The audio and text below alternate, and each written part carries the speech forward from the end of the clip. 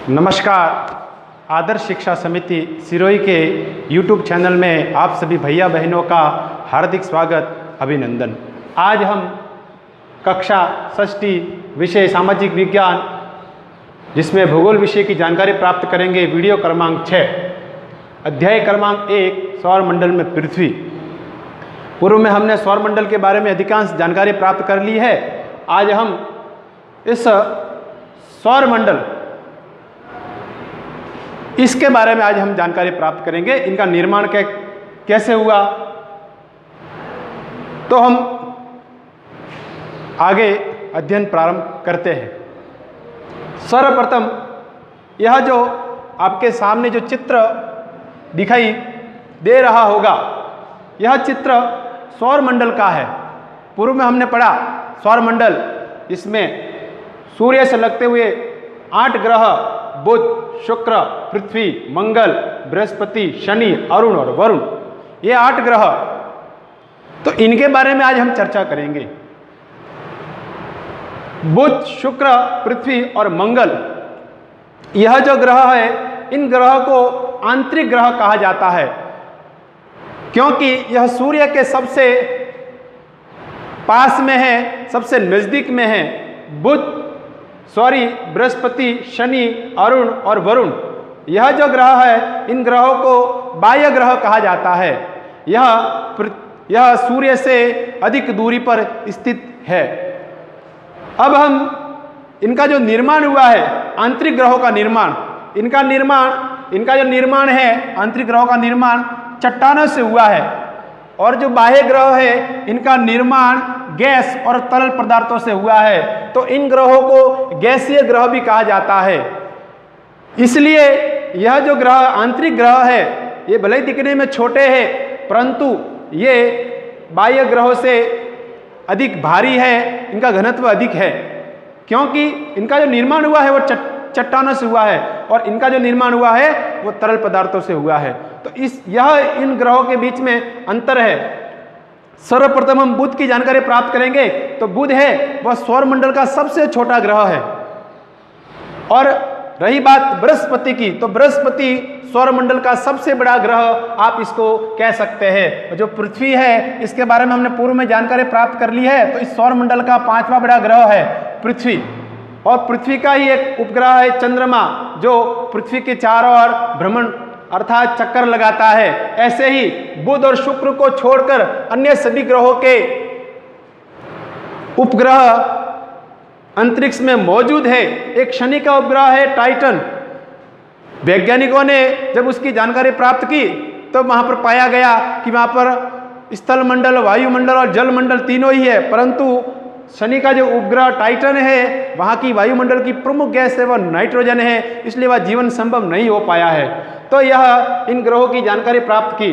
तो यह जो मंगल है, मंगल और बृहस्पति, इसके जो मध्य जो छोटे छोटे आपको जो बिंदु नजर आ रहे हैं, यह क्षुद्र ग्रह है। यह क्षुद्र ग्रह ये भी सूर्य के चारों ओर चक्कर लगाते हैं, भ्रमण करते हैं। जो सौरमंडल का जो सबसे चमकीला ग्रह है वह शुक्र है। कहते हैं, कुछ वैज्ञानिकों का कहना है कि वहां पर चमकीले पत्थर है, कुछ वैज्ञानिकों का कहना है कि वहां पर बर्फ के ऐसे टुकड़े हैं जिससे कि सूर्य की प्रकाश के कारण यह जो शुक्र ग्रह है यह अधिक चमकता हुआ दिखाई देता है। दूसरा, शुक्र ग्रह को पृथ्वी की जुड़वा बहन भी कहा जाता है। बिल्कुल अंतरिक्ष से देखने पर यह शुक्र ग्रह है, बिल्कुल पृथ्वी की तरह ही नजर आता है। दूसरा, शनि के चारों ओर जो ये वलय आपको दिखाई दे रही है, यह वलय, इसके चारों ओर जो छल्ला है, इसको वलय धारक ग्रह कहते हैं। इसके चारों ओर भी छोटे छोटे पिंड है, कुछ गैस है, कुछ धूल के कण हैं, जो इसके चारों ओर भ्रमण करते हैं, चक्कर लगाते हैं, जिसके कारण इसके चारों ओर ये वलयकार दिखाई देता है। और अंत में अरुण और वरुण। अब हम जानकारी प्राप्त करते हैं सौरमंडल की हमने पूर्व में जानकारी प्राप्त कर ली है। सूर्य, यह जो सूर्य आपको दिखाई दे रहा है, सूर्य और 8 ग्रह, जिसमें बुध, शुक्र, पृथ्वी, मंगल, बृहस्पति, शनि, अरुण और वरुण, यह 8 ग्रह और उपग्रह। मैंने यहाँ पर चंद्रमा दिखाया है पृथ्वी का, तो बुध और शुक्र को छोड़कर अन्य सभी ग्रहों के चंद्रमा अंतरिक्ष में मौजूद है। तो यह उपग्रह, ये उपग्रह अपने ही ग्रह के चारों ओर चक्कर लगाते हैं तथा कुछ अन्य खगोलीय पिंड जैसे क्षुद्र ग्रह, उल्का पिंड मिलकर सौरमंडल का करते हैं निर्माण। तो हमने पूर्व में पढ़ा कि सौरमंडल का जो मुखिया है वो सूर्य है। सूर्य क्यों है? कि सूर्य एकमात्र ऐसा स्रोत है सौरमंडल का जो सभी सौरमंडल को, पूरे सौरमंडल को ऊष्मा, जो सौरमंडल में जो ग्रह मौजूद है उन सभी ग्रहों को, उपग्रहों को ऊष्मा एवं प्रकाश देने का कार्य करता है। इसलिए सूर्य है वह सौरमंडल का मुखिया है। अब हम दूसरा सौरमंडल, यह जो हमारा सौरमंडल है, आकाशगंगा हमने नाम सुना होगा। ऐसी लाखों आकाशगंगा अंतरिक्ष में मौजूद है। ब्रह्मांड किसे कहते हैं? तो ब्रह्मांड में लाखों आकाशगंगाएं होती है, उसको ब्रह्मांड कहते हैं। और आकाशगंगा किसे कहते हैं? जिसमें लाखों तारे होते हैं उसको आकाशगंगा कहते हैं। मैं वापिस दोहरान कर रहा हूं, ब्रह्मांड किसे कहते हैं? तो हमारे जो चारों तरफ जो आपको आकाश दिखाई दे रहा है यह एक पूरा ब्रह्मांड है और इस ब्रह्मांड में लाखों आकाशगंगाएं मौजूद है। और आकाशगंगा किसे कहते हैं? तो आकाशगंगा में लाखों तारे मौजूद होते हैं, उसे आकाशगंगा कहते हैं। असंख्यक तारे, जिस आकाशगंगा में असंख्यक तारे होते हैं उसे आकाशगंगा कहते हैं। यह ब्रह्मांड और आकाशगंगा की जानकारी हमको होनी आवश्यक है। तो हमारी एक आकाशगंगा है, इसका आकाशगंगा नाम कैसे पड़ा तो इसके बारे में चर्चा करेंगे। आकाशगंगा मिल्की वे का एक भाग है। प्राचीन भारत में इसकी कल्पना आकाश में बहती एक नदी से की गई है।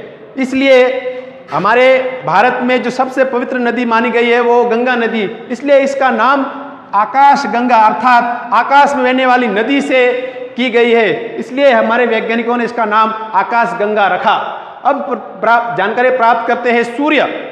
तो सूर्य सौरमंडल के केंद्र में स्थित है।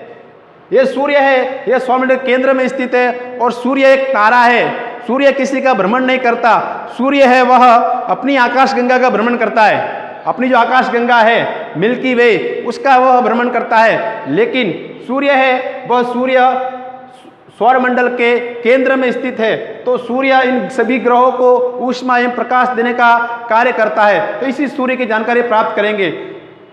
सूर्य है वह सौरमंडल के केंद्र में स्थित है और यह एक अत्यधिक गर्म गैसों से बना है। इसका खिंचाव बल सौरमंडल को, इसका जो खिंचाव बल है सूर्य को, वो सौरमंडल को बांध कर रखता है, इन सभी ग्रहों को बांध कर रखता है। इसलिए ये अपने रास्ते, ये अपने जो मार्ग है ये भटकते नहीं है। यह जो सूर्य है इन सभी ग्रहों को अपने